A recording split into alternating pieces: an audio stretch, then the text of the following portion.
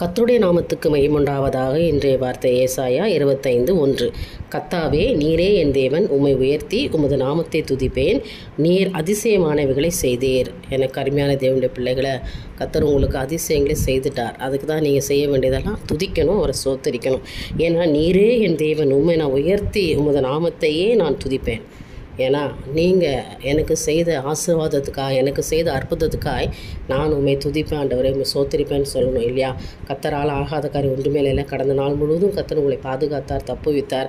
உன் அதிசயங்களை காண பண்ணுவேன்னு சொன்ன வார்த்தையின்படி ஒரு நாள் அதிசயத்தை செய்து பாதுகாத்து நடத்தி வந்த தேவனை நீங்கள் துதிக்க வேணாமா? நீரே என் தேவன், உண்மை தான் நான் உயர்த்துவப்பா, உன் ஒருவரே நான் ஆராதிப்பேன், நீர் எனக்கு போதுமானவர் என்று சொல்லி அவரை நீங்கள் துதிக்கணும். அவர் பேரை சொல்லி நீங்கள் துதிக்கும் பொழுது ஆண்டவர் உங்களுக்கு இன்னும் அநேக அதிசயங்களும் அற்புதங்களும் செய்வராக இருக்கிறார். நீர் எங்களுக்கு அதிசயங்களை செய்தீர் அப்படின்னு சொல்லி விசுவாசத்தோடு இந்த வார்த்தையை சொல்லி ஜெபம் பண்ணுங்க. ஆண்டவர் நோக்கி பாருங்கள். நிச்சயமாக இந்த நாள் மிகப்பெரிய ஒரு ஆசீர்வாத நாளாக இருக்கும். என் தேவனுக்கே மகிமை உண்டாகட்டும். ஆமென்.